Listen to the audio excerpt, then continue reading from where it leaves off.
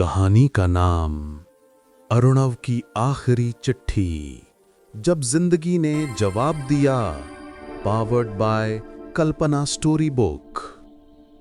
नमस्कार दोस्तों, स्वागत है आपका कल्पना स्टोरी बुक में, जहां हर कहानी सिर्फ सुनी नहीं जाती बल्कि महसूस की जाती है। आज की कहानी कुछ ऐसी है जो आपके दिल को गहराई तक छू जाएगी। एक आदमी जिसने दूसरों की चिट्ठियां बांटते बांटते अपनी जिंदगी का जवाब पा लिया। तो आइए शुरू करते हैं आज की कहानी, अर्णव की आखिरी चिट्ठी। कभी कभी जिंदगी हमें जवाब नहीं देती बल्कि एक सवाल छोड़ जाती है। क्या तुम दूसरों के लिए जी सकते हो बिना किसी उम्मीद के, बिना किसी इनाम के? यही सवाल लेकर शुरू होती है अर्णव की कहानी। शहर के पुराने डाकघर की खामोशी में अर्णव का दिन गुजरता था। वो सैकड़ों लोगों की चिट्ठियां बांटता, खुशियां पहुंचाता, पर अपनी जिंदगी में कोई आवाज नहीं थी, कोई अपना नहीं था। हर सुबह वही लकड़ी की टेबल, वही फाइलों का ढेर और वही अकेलापन। लेकिन उस दिन कुछ अलग था। शाम को जब वो डाकघर बंद करने लगा तो उसे पुराने ढेर में एक लिफाफा मिला। उस पर लिखा था, जिसका कोई नहीं उसके नाम। अर्णव मुस्कुराया, शायद ये मेरे लिए है। रात को उसने वो चिट्ठी खोली। अंदर लिखा था, अगर तुम ये चिट्ठी पढ़ रहे हो तो समझो ईश्वर ने तुम्हें चुना है किसी और की जिंदगी बदलने के लिए। अर्णव चुप रहा। शायद किसी ने मजाक किया था, लेकिन दिल के भीतर कुछ हलचल सी हुई। अगले दिन जब वो घर लौट रहा था तो उसने सड़क किनारे एक छोटी बच्ची देखी जो ठंड में कांप रही थी और अपनी मां के लिए भीख मांग रही थी। अर्णव का दिल कांप गया। उसने अपने बैग से 500 का नोट निकाला और बच्ची के हाथ में रख दिया। वो मुस्कुराई, उसकी आंखों में कृतज्ञता थी। अर्णव के अंदर पहली बार सुकून था।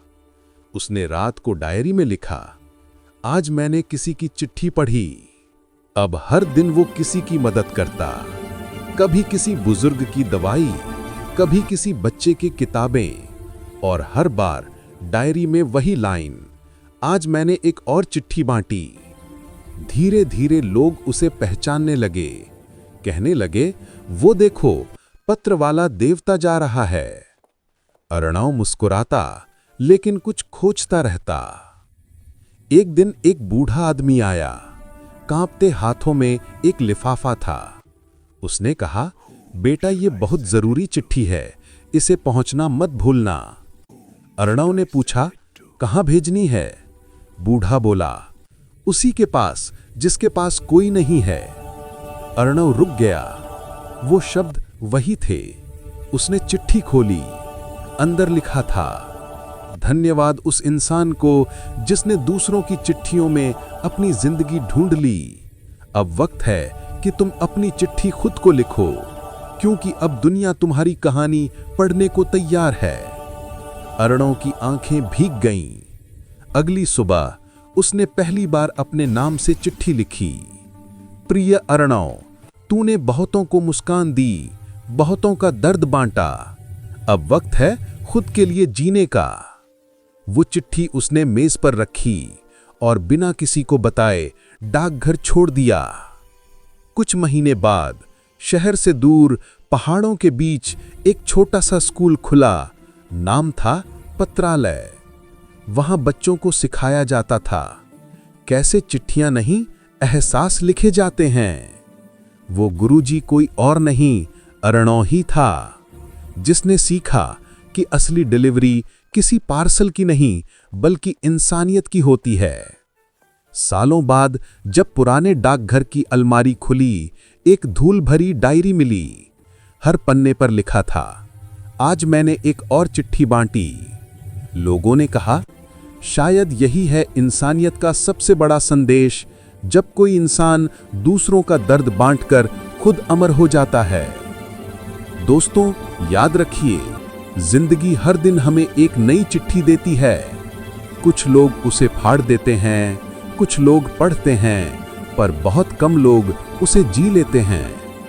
और जो जिंदगी को जीकर जवाब देते हैं, वो कभी अकेले नहीं रहते, क्योंकि जो देता है वही असली अमीर होता है। और जो दूसरों की चिट्ठियों में अपनी कहानी ढूंढ लेता है, वो सच्चे अर्थों में जिंदा होता है। अगर ये कहानी आपके दिल को छू गई हो तो इसे लाइक करें, शेयर करें और ऐसे ही दिल को छू जाने वाली कहानियां सुनने के लिए हमारे चैनल कल्पना स्टोरी बुक को सब्सक्राइब जरूर करें, क्योंकि यहाँ हर कहानी सिर्फ सुनी नहीं जाती बल्कि महसूस करवाई जाती है।